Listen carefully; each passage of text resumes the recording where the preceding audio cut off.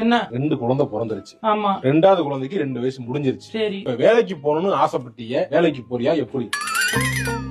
நான் full support பண்றேன் உனக்கு. நான் சொல்லு எங்கன்னு சொல்லு. நான் காலேஜ் முடிச்சே 10 வருஷம் ஆச்சு. என்ன வேலை பார்த்தேன்னு எனக்கு மறந்து போச்சு. அவன் ஒரு மாசம் விட்டு போனாலே அடுத்த செமஸ்டருக்கு என்ன பேப்பர் வரும்னு மறந்துடும். இப்ப போய் நான் வேலைக்கு சேர்ந்து அவன் 7 வருஷமா என்னமா பண்ணிக்கிட்டு இருந்தான்னு கேட்பேன். நான் 2 பிள்ளைங்களை பெத்து வளர்த்துக்கிட்டு இருந்தேன்னு சொல்லுவேன். அதுகளே வச்சு வளர்த்து வாழ்க்கையை ஓட்டுமான்னு சொல்லுவான். அதை நான் கேட்டு வந்து உன்கிட்ட சொல்லி அழுகுன அதுக்கு தானே. இல்ல அதுக்கு இல்லமா, வேலைக்கு கல்யாணம் முன்னாடி வேலைக்கு அனுப்புறேன்னு சொன்னேன்.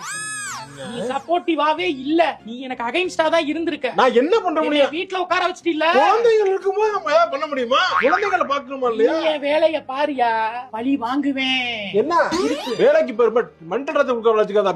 வேலைக்கு போயிரு நீ. பயம் வருது எனக்கு. வா பாத்துக்கிறேன், வா. வேலைக்கு போக மாட்டேன். பூரா என் கூட தானே இருக்கணும்.